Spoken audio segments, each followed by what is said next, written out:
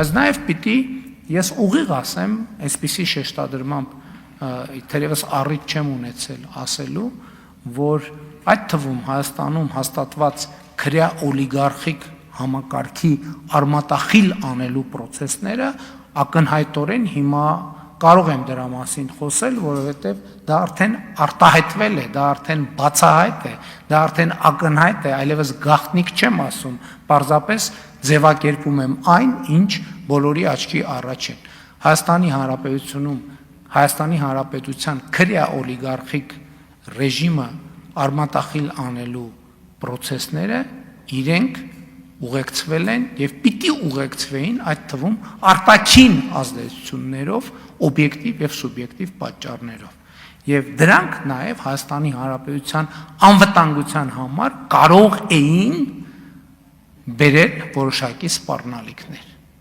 Եվ եղել են այո իրավիճակներ, ես չեմ ուզում թաքցնել սա այլևս, եղել են իրավիճակներ, երբ որ մենք հասել ենք մի գծի, երբ որ հասկացել ենք, որ ազդեցության հետագա շարունակությունը կարող է բերել այնպիսի հակազդեցություններ, որոնք ընդհանուր գոյաբանական հետևանքներ կարող են ունենալ Հայաստանի Հանրապետության համար անվտանգության սրված սպառնալիքների տեսքով։ Եվ սա մի բան է, որը ես պարտավոր եմ ասել եւ արձանագրել ազգային ժողովի 8-րդ գումարման ազգային ժողովի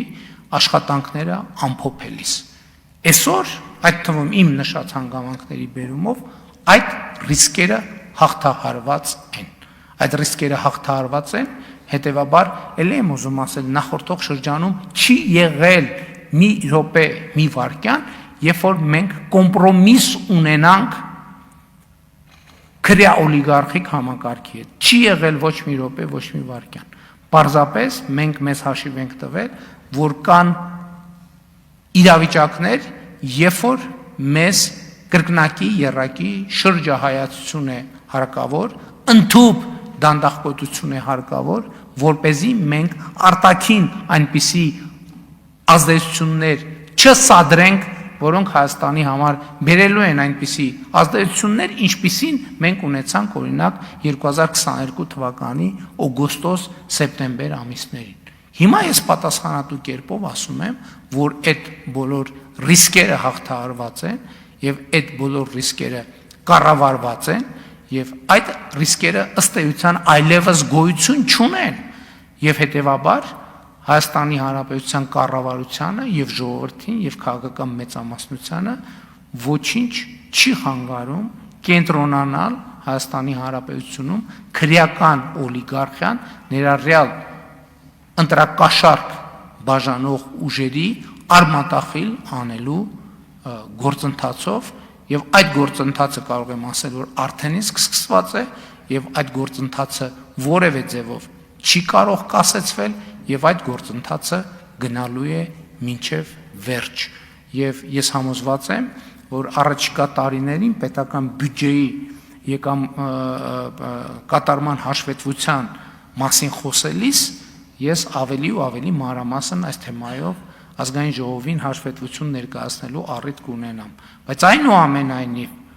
չեմ կարող չընդգծել, որ ի հեճուկս այս բոլոր մարտահրավերների 2018 թվականից մինչև 2026 թվականը մենք շուրջ 8 միլիարդ դոլար ստվերային կամ գողացված կամ թալանված կամ ապօրինի ձևով օտարված միջոցներ վերադասրել ենք Հայաստանի Հանրապետությանը եւ այդ process-ը այսօր էլ շարունակվում է։ Ըստ էության Հայաստանի Հանրապետությունում թալանված գույքի դրամական միջոցների վերադարձը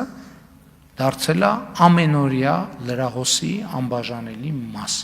Ամեն օրյա, ամեն շաբաթյա, ամեն ամսյա ռեժիմով մենք դա տեսնում ենք եւ իհարկե որևէ կասկած չկա,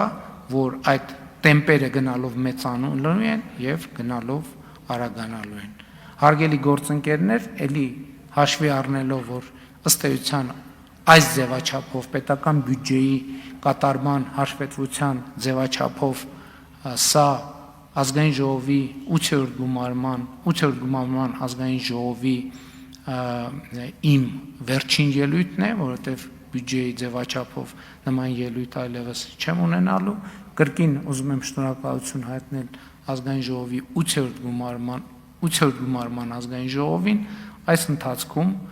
համատեղ աշխատանքի եւ համատեղ արձանագրած արդյունքների համար։ Շնորհակալ